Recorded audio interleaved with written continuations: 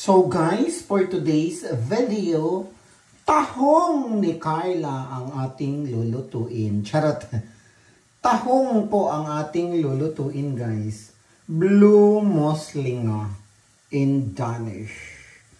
Or, ano ba to sa Bisaya? Tahong nga, tahong. Di ba? Bisaya. So, nag-isa na ako ng luya at onion.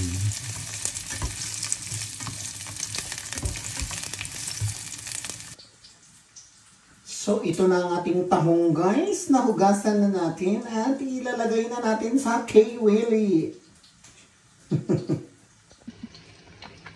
So, ilalagay na natin guys ang tahong.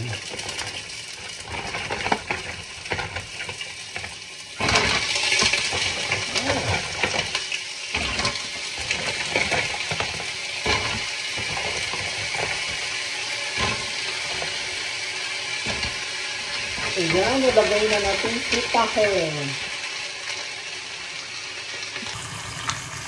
Ang tahong pala daw sa Bisaya, guys, is amahong.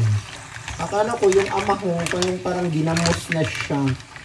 So, sabi ng friend ko, amahong daw yung Bisaya ng tahong. So, tahong ang ating uulamin for today's video. So yan guys, ready to eat na ang ating amahong sa Bisaya or tahong sa Tagalog. Blue Muslinga sa Danish. O diba? Kakain na tayo guys. Let's eat. This is it.